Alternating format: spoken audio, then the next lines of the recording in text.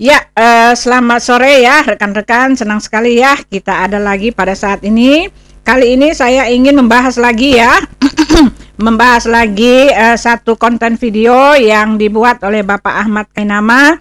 Saya lihat itu ada pada 4 bulan yang lalu, dan ini adalah sesi yang kedua karena yang pertama itu karena juga di dalam video ini terlalu panjang, lalu kita potong-potong ya menjadi 2 bagian. Dan ini kali yang kedua kita ingin membahas apa yang diperkatakan oleh Bapak Ahmad Kainama mengenai iman kita. Mari kita dengarkan. Jam 3 Petrus dan Yohanes menjalankan ajaran utama Yesus. Apa?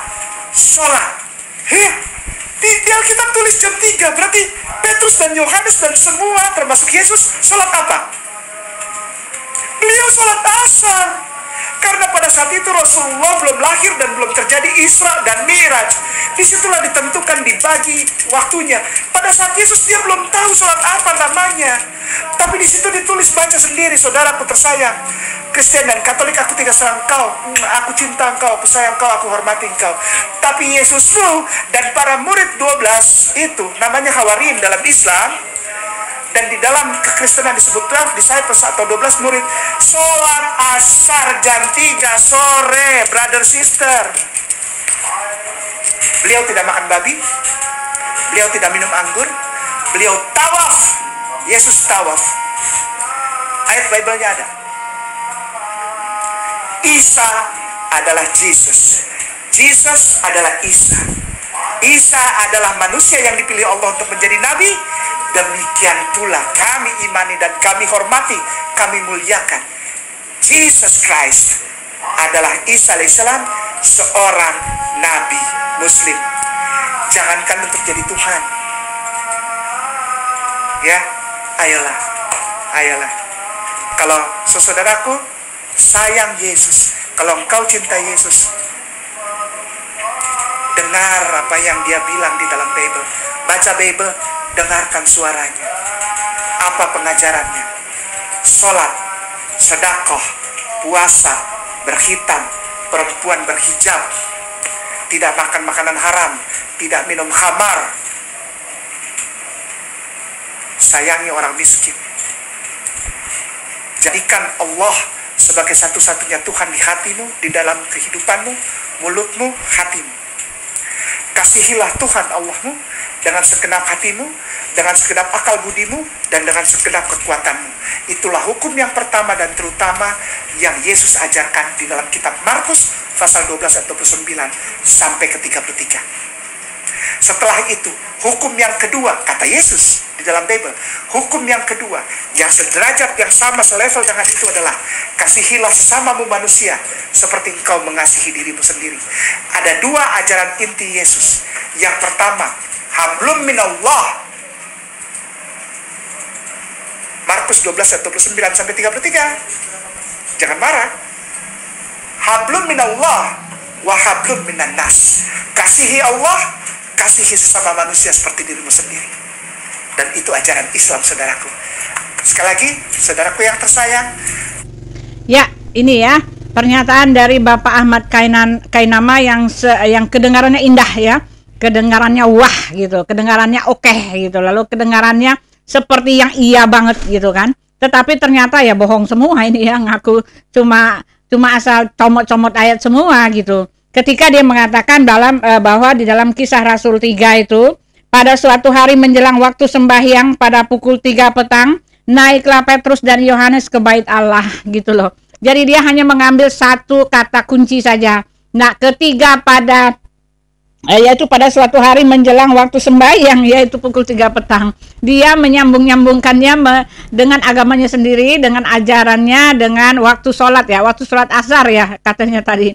Waktu sholat gitu loh, tepat pada jam 3. Tetapi yang anehnya Bapak Ahmad Kainama ini sepertinya tidak tahu apa-apa mengenai apa yang menjadi visi misi dari Rasul Petrus dan Yohanes gitu loh. Sepertinya dia tidak pernah baca itu kisah para rasul gitu loh, mengenai perjalanan kerasulan para rasul yang disuruh oleh Yesus untuk memberitakan Injil kerajaan Allah itu gitu loh.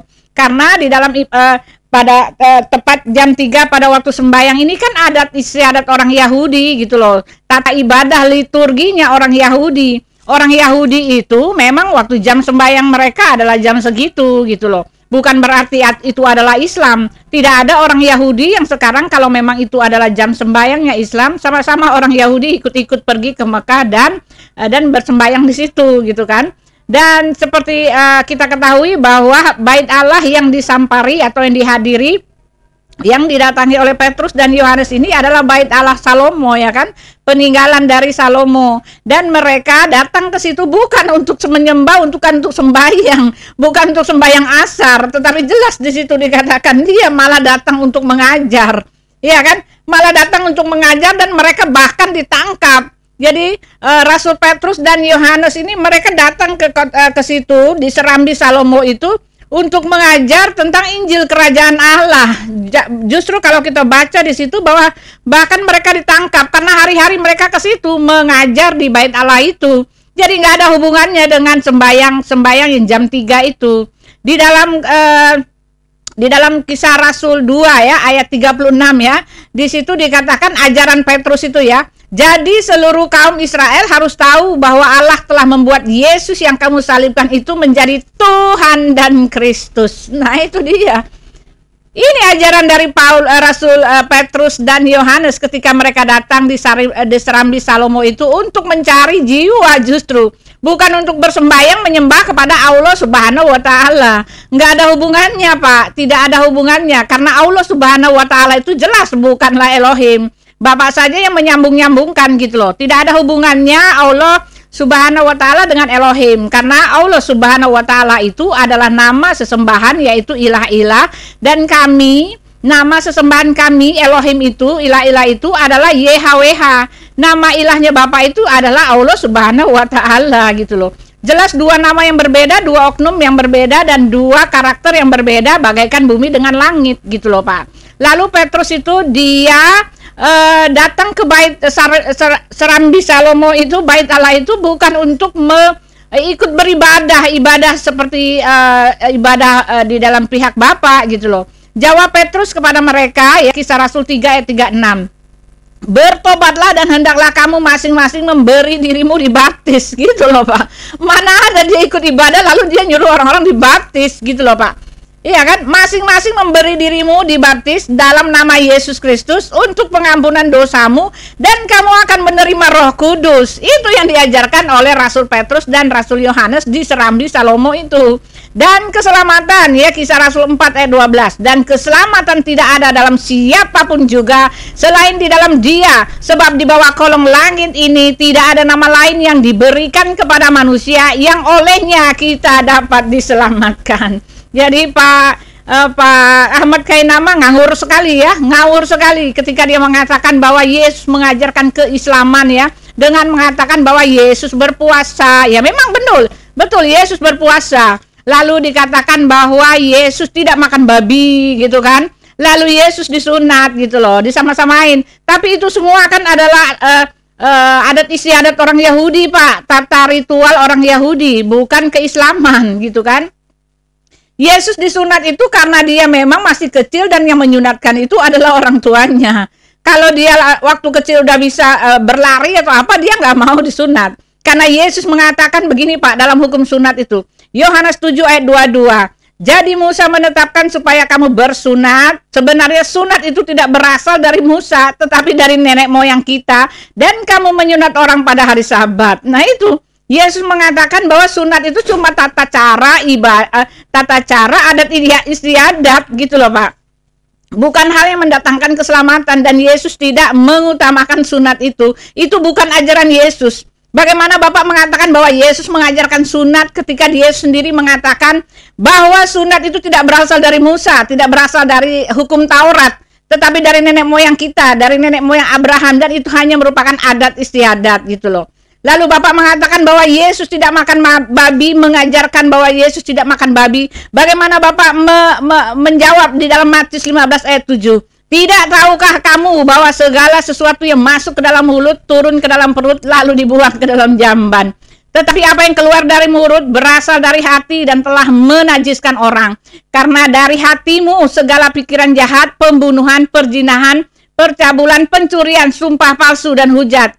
Itulah yang menajiskan orang. Tetapi makan dengan tangan yang tidak dibasuh tidak menajiskan orang. Bagaimana Bapak mengatakan bahwa Yesus mengajarkan tidak makan babi, mengajarkan sunat, lalu mengajarkan hal-hal yang seperti yang Bapak lakukan sekarang? Yesus tidak sama sekali memberi pelajaran tentang hal itu, Pak. Ketika Yesus masuk dalam bait Allah itu tercatat di Alkitab bahwa dia bukan ikut beribadah, bukan mengikuti sembahyang, Pak, tetapi dia mengajar di bait-bait Allah itu, Pak. Petrus dan Yohanes juga mengajar di situ, Pak, bukan ikut apa yang Bapak lakukan gitu loh. Tidak ada hubungannya dengan apa yang Bapak lakukan sekarang gitu loh. Jam ibadah Bapak jam 3 itu tidak ada hubungannya, Pak. Lalu Bapak mengatakan bahwa di dalam Markus 12 ayat 19, sekali lagi Bapak mengatakan Markus 19 ayat 12, Markus 12 ayat 29, ya kan? Di situ dikatakan, dengarlah hai orang Israel, Tuhan itu Allah kita, Tuhan itu Esa, gitu kan? Dengarlah hai orang Israel, Tuhan itu Allah kita, Tuhan itu Esa. Bapak mengatakan bahwa ini pernyataan, ya, deklarasi dari Yesus. Wah, Yesus mengatakan bahwa Tuhan itu YHWH loh, Pak. Ditulis huruf besar TUHAN gitu kan. Itu artinya YHWH, Pak. Bukan Allah Subhanahu wa taala, Pak. Bukan, Pak.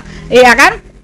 Itu tidak bicara tentang Tuhan Allah Subhanahu wa taala karena itu terjemahan dari YHWH. Tuhan itu Allah kita, Tuhan itu Esa. Bapak mengira bahwa itu adalah perkataan dan deklarasi Yesus dan pernyataan dari Yesus yang mengatakan bahwa dia punya Tuhan, bahwa dia menyembah Tuhan, lalu dia mengajak orang-orang Kristen itu untuk menyembah Tuhan dan dia cuma utusan gitu kan. Inilah yang Bapak Ahmad Kainama tidak ketahui, ya. Yesus mengatakan, dengarlah hai orang Israel, Tuhan itu Allah kita, Tuhan itu Esa. Kasihilah Tuhan Allahmu dengan segenap hatimu, dengan segenap akal budimu. Dan hukum yang kedua adalah kasihilah sesamamu manusia seperti dirimu sendiri. Ini adalah perkataan dari Nabi Musa, Pak. Sekali lagi, ini adalah perkataan dari Nabi Musa, bukan perkataan dari Yesus, bukan pernyataan dari Yesus, bukan deklarasi Yesus yang jelas-jelas mengatakan bahwa dia punya Tuhan. Bapak tidak mengerti ayat ini, Pak. Bapak ngawur, Pak. Yesus tidak mendeklarasi bahwa dia punya Tuhan. Hubungan Yesus dengan Allah Bapa itu sebagai anak dan Bapa, Pak. Hubungan Yesus kepada Elohim itu bukanlah sebagai Tuhan dengan manusia, dengan umatnya, tetapi hubungan Yesus dengan Elohim itu adalah anak dengan Bapa. Anak yang artinya jelmaannya itu dengan penjelmanya. Itu istilah kasarnya begitu, Pak. Dan Yesus tidak mendeklarasikan dirinya dengan mengatakan Tuhan itu Allah kita. Itu adalah perkataan Nabi Musa untuk bangsa Israel. Tuhan itu Allah kita, YHWH itu adalah Allahnya bangsa Israel dan Allahnya Musa. Ya, oke? Allah itu Elohim itu adalah Elohimnya Musa dan Elohimnya orang Israel. Itu ayat ditulis oleh Nabi Musa dan dibukukan di bait-bait Allah. Lalu Yesus diminta untuk membahas ayat itu, makanya dibacakanlah oleh Yesus, Pak. Jadi jelas itu bukan pernyataan, bukan perkataan, bukan deklarasi Yesus yang mengatakan bahwa dia punya Tuhan. Untuk ayat itu sendiri Yesus tidak komen apa-apa, oke? Dan itu juga dalam kasus bahwa Yesus memang sedang dijerat untuk mengakui bahwa dia adalah Tuhan. Dia sedang dijerat dalam berbagai pertanyaan oleh orang-orang Farisi, orang Saduki dan ahli-ahli Taurat itu, Pak. Itu konteksnya.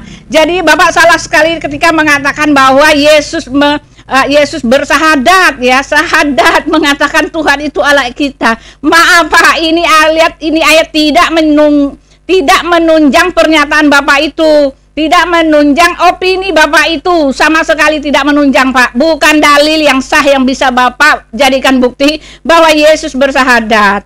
Lalu untuk Yesus mengatakan kasihilah sesamamu manusia, justru disitulah Yesus menunjukkan bahwa dia adalah Tuhan. Karena hukum kasihilah Tuhan Allahmu itu ditetapkan oleh Elohim untuk Musa dan rakyat Israel. ditetapkan dan disampaikan oleh Musa, dan Elohim menetapkan hukum itu. Lalu hukum yang kedua ditambahkan begitu saja oleh Yesus menjadi kasihilah sesamamu manusia. Bapak mengatakan bahwa betapa indahnya perkataan Bapak itu yang tadi mengatakan, oh kami mengasihi kamu. Segala perkataan-perkataan kekristenan Bapak tunjukkan gitu loh. Bapak ucapkan tadi mengasihi, apalagi kami mengasihi kalian gitu. Tapi maaf Pak, bukan kami tidak percaya Bapak mengasihi kami, tetapi ayat-ayat yang Bapak pakai itu adalah ayat-ayat dalam hal kekristenan Pak. Iya kan? Perkataan Bapak itu perkataan orang Kristen Pak. Cuma orang Kristen yang bisa mengatakan kasihilah sesamamu manusia seperti dirimu sendiri. Itu tidak ada di dalam kitab Bapak. Maaf Pak, itu tidak ada dalam kitab Bapak. Itu ada di kitab kami. Itu perintah Yesus untuk kami orang-orang Kristen Pak. Gitu. Ya, terima kasih Pak. Jadi semua yang Bapak bicarakan, yang Bapak katakan itu adalah merupakan kesalahan. Terima kasih.